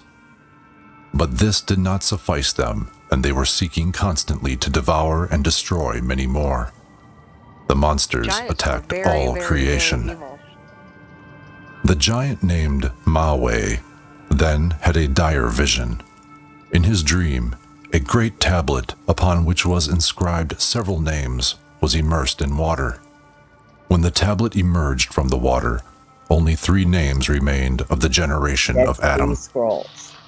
Mawe reported his dream to the other giants, wherein he described that men drenched the tablet in water so that it was covered. It was then lifted out, and all the inscriptions but 3 had vanished. The dream was then discussed among them. "This vision is cause for cursing and sorrow," said the group. "I," said Mawe, "am the one who will be blamed most of the whole group, of those cast down out of heaven, and I shall have to go to hear the spirits of the slain complaining about their killers, and crying out that we shall all die together, and be made an end of. When I am sleeping and dreaming, bread and shelter will be denied me. So, troubled with this vision, the monsters entered into the gathering of the giants. So I want to say something. You're right. Yeah. They're absolutely evil. Yeah. They were mean. So Yeah. hence probably the reason for the great flood. Well, that's why it was the Battle of Ragnarok where the gods had to slay the giants, and that was the big battle that took place. That's a pretty long video, so This kind of gives probably you an idea yeah. of how corrupted everything had gotten. Yeah. Yeah. That But the looks gods, good. Odin and them knew they had to go to battle, and they recruited everybody to fight this battle, and that's where the word berserka comes from. The berserk, they would go berserk and attack, and they weren't afraid to fight these titans and these giants. Wow. So, and Yeah. it was said that Thor died killing Jormungandr because of the venom that he killed the serpent, but the serpent's poison killed Thor. Still bit And him. Odin died. Yeah. Well, no, it dripped on him. So Oh. much venom. Oh. So it was a very poisonous, venomous snake. You know about Oh. that because you got bit recently by a venomous snake. We will talk about those. but yeah, Brenda, it looks like a pretty decent audiobook. I mean, I have such a hard time reading because my right eye is still messed up. I still can't see out of it. So when I start to read, my left eye will try to compensate and I'll find it crossing. So it's really hard. But when I can get something on audio where it'll sit and read it for me, well, yeah, I'm all for that. I really am. I'm all for that. Right. So, but yeah, that looks like a really decent book. I might have to look that up, Brent. Thank you. That seems interesting. I'll go ahead and get it on audio, Susie. I wonder if I can send it to you when I get it on audio. If it can be sent, if it can be shared. I've actually, I'm familiar with it. I've read it before. I just have you? I've read, yeah. Oh, okay. So, yeah, it is basically, that's what I'm saying. All these different cultures and books and things go back and tell us these stories that took place. So. Right, and we all, and most of the time, think about it. When we're growing up, we think, "Oh, that's a good story," and we think, well, it's a story. But we're going to have to do something one time. I think we need to get together and do this stuff on nursery rhymes and Jack and different Jill. stuff like that. You want to talk about Jack and Jill? Let's talk about Jack and Jill, y'all. We'll see what Susie found on Jack and Jill because it actually pertains to some of this. So, yeah. I know. Isn't it? Okay, so Jack and Jill went up the hill to fetch that pail of water. Fetch a pail of water. Jack fell down and broke his crown, and Jill came tumbling after. Now, do you have that picture of the moon waiting? The picture of where they draw. It looks like, okay, so the story of the wolf chases Jocko. It's Jocko, the moon, and the man on the moon is named Jocko. So that's where the name Jack comes from. And Jill is from Sol. She's the sun. So the sun and the moon, right? So Jack and Jill represent those stories of the sun and the moon, and the man in the moon is Jack. Jack is the man in the moon. Now, the wolf is chasing Jack, and there's a picture of the moon when it's waning and waxing, where it's a wolf. It looks like a wolf chasing Jack on the moon. When it wanes and waxes, you see the wolf and Jack. This is Jack. Crazy. This is Jack, and this is the wolf. It's got some kind of a backpack. But one thing I didn't know until Susie looked this up is if the first quarter of the moon, that is what they call Jack. And the second quarter of the moon, which is, we figured out it's a wolf, is what they call Jill. So some people thought it was Jill, but it's actually the wolf that called treachery, or hate. hate and treachery. So Hate and it's treachery. hate. Yes. Hate chases the moon. Yeah, treachery. I think right. No. Yeah. Okay. Hate. Its skull is treachery, and Hadai is hate. So that would be the one is treachery, one is hate. But Right. I think hate is following the moon. Yeah. So that would be the wolf named Hate. Yeah. Okay. So and then this is why they also a lot of spells are done when there's a full moon, right? The light of the Right. moon because yeah. So these people wonder why do they do these things under those moon, but you know, it's all it's so interesting once you start researching all this stuff and you find out the stories behind it all, right? William? Jack and Jill ran up the hill, right? Never Because heard they're of Jack. running. Jack Yes. and Jill, they're running from the hate and the from the wolves, right? Well, I think they were trying to hurry up and go get that pail of water before the moon got bright. Maybe that's the thing. They have to get away from that full moon. Right, running from that wolf, they're on the constant run, Right. But, yeah. But yeah, So, that nursery rhyme, people wouldn't think that it meant anything. There's so many of them out there, and one of these days we're going to do them, because I remember finding out about who was it? The Baker's Man. That was about a serial killer.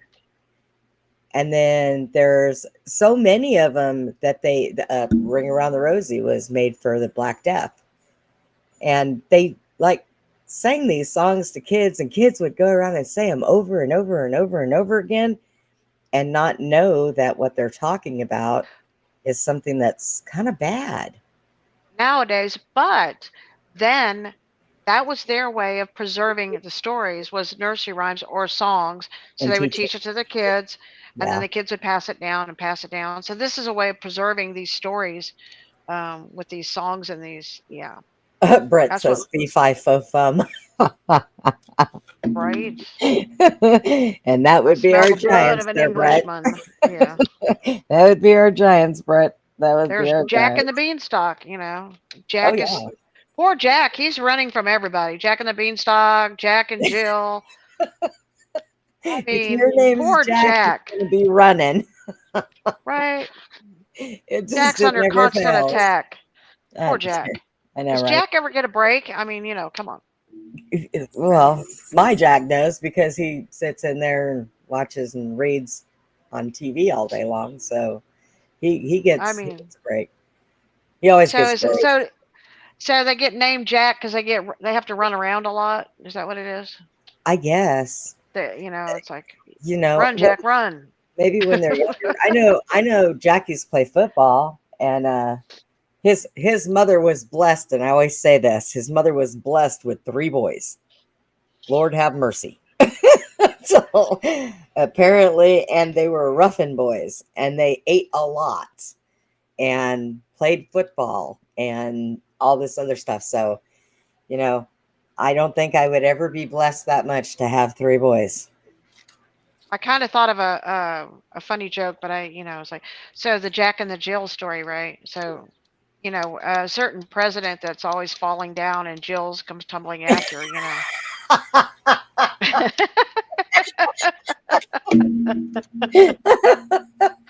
I still think that woman should be ashamed of herself. That's elderly abuse. I don't care. Brett says Jack in the Box. Right. Oh, we need to check and see if that has anything. That Jack's in the box. We got to get Jack out of the box, man. We got to get beyond the box. Poor Jack. Beyond the box. Somebody needs to help that poor boy. Yeah. He's stuck in the matrix, right? Poor Jack. I know it. I know. I'm gonna say this real quick, because I was so brain fried last night. You like that joke? Jill came tumbling after, huh? Yeah. Speaking of which, I'm gonna say this just because my brain was so fried yesterday. Okay. Anybody watch that debate? Do what? Did you watch the debate last night? No, I didn't. No. Oh Did Lord, you? they did something to where like all of the platforms couldn't stream it live so that people could actually sit and watch the true thing. Did Jill come tumbling after? No, but somebody should have, Okay. because at one particular point in time, I'm on Facebook and somebody made a post and said, get Joe a beer. Somebody else said, why waste a good beer? I said, well, somebody better do something. Push him over. He needs to be reset.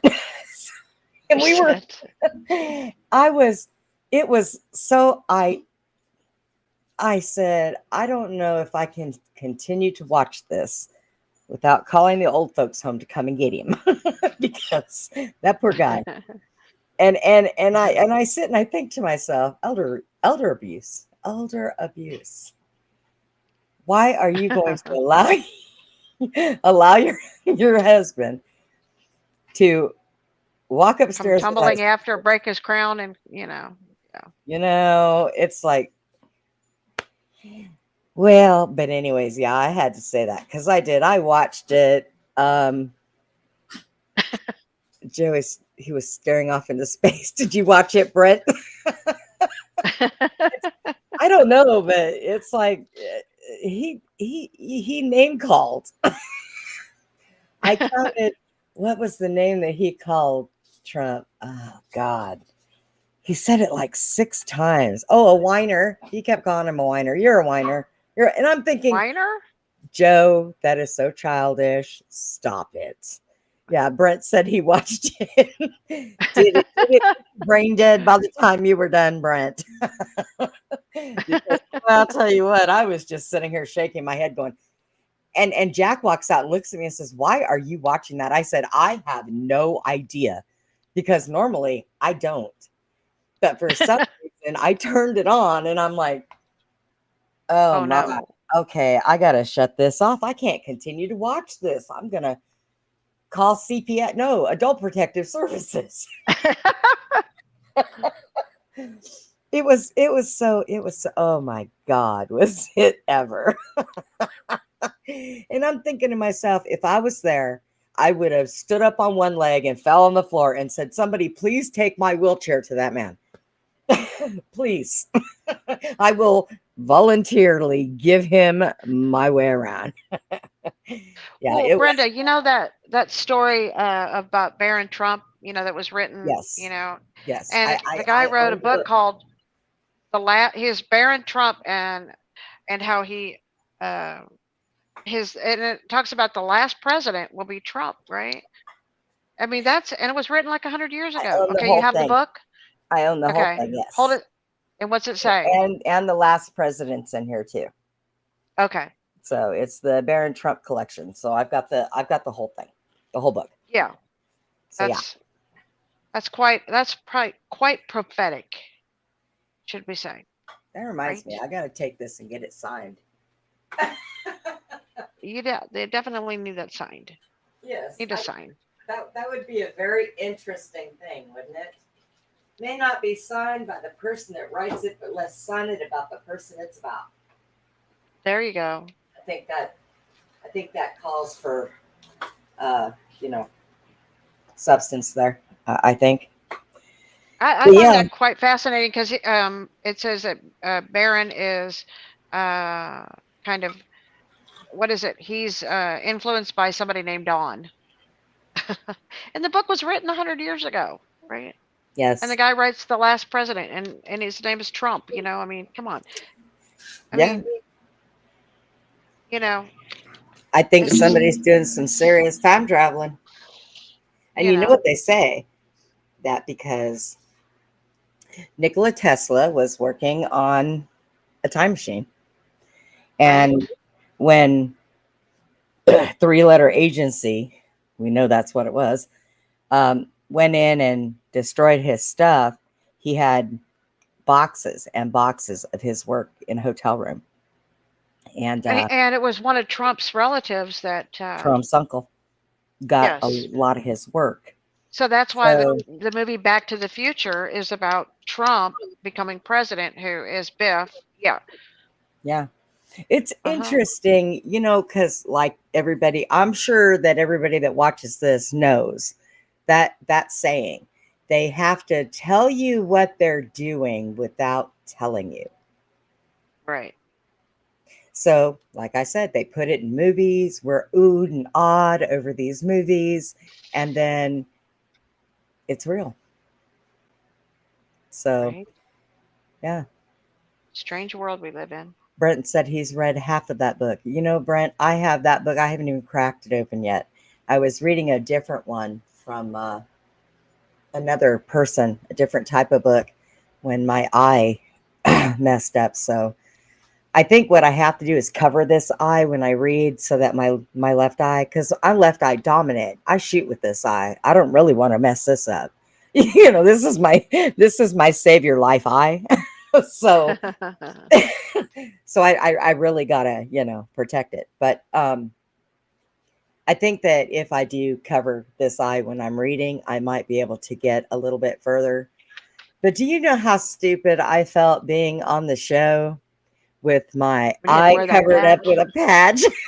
Poor thing. And I'm so everybody goes, sorry. R. And Tommy, this show is rated R. Okay. I get R it. rated. I get it. Well, listen, everybody. We are running out of time. We only got a couple minutes left. And I thank you all for being here. Please bear with us. We have some changes happening. I'm telling you, yesterday I cried when I went to open up my my studio and everything was gone. I have been hacketed. I've Everything been was hacked. deleted, and oh my Everything was goodness. deleted. Everything was everything. And Talk about being somehow, attacked under, yeah, talk about, some, all somehow I hell was, coming yeah. against you. And we're going to talk about hell, and all hell came, And you know. somehow my account was hacked to the point where somebody had all of my information, went in and changed everything, changed the Ugh. email, changed the passwords, changed everything.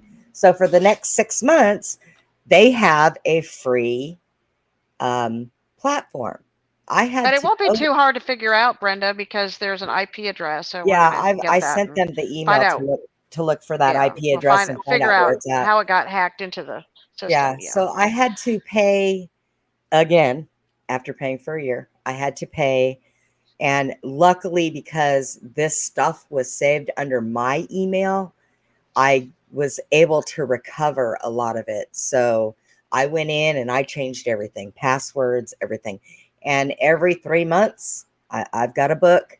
Every 3 months, I'm changing passwords. So Somebody wanted our show it was sabotaged. it was a mess.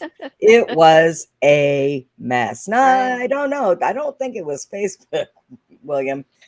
So they might be using a VPN. Well, So yeah. If somebody is using a VPN, that would be hard because I used to have a VPN a long time ago and I quit paying for it and let it go. My bad. My bad. But I do have things set up on alert now.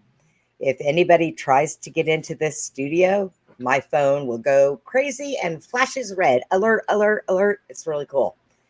So we're gonna try to take care of that. And we do thank all of you guys for hanging in there with yes, us. thank you Hope guys. And next do week. your research and look into the Norse mythology, and it's very Yes. interesting. Yes. And starting, we're gonna take tomorrow off. So starting next weekend, you'll find me and Susie here Friday and Saturday. Right now, that's about where it's going to stand for a little while. Good night, Woo. Thank you. Right. But Thank you, everybody. yeah, so we're gonna be all right, Appreciate y'all. Susie. Yes, we do. Yep. We appreciate you. We've got Brian and Tommy kind of sticking with us here, and we're gonna be good. Everything's going to be all right. So, as far as that is concerned, everybody, good night, and It's a wrap. please. That's right. It's a wrap. It's a wrap. Yeah. And please be kind to one another. We all know how hard that can be sometimes. But humbleism is the bestism. Yes. Hey, I'm a poet and don't know it. Always forgive and always give it to God. That's right. Correct. Yeah. Correct. You guys have a good night, and we will see you next weekend. Bye-bye.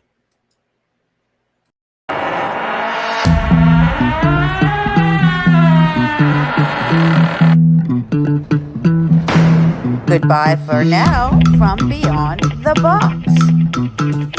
Inside, outside, upside, downside, beyond the box. Please join us again for Beyond the Box, Friday and Saturday evenings from 9 p.m. to 11 p.m. Central, 10 p.m. to midnight Eastern.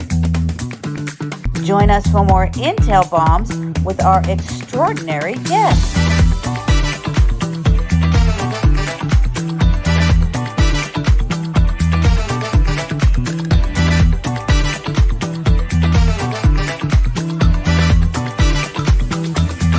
Break it down.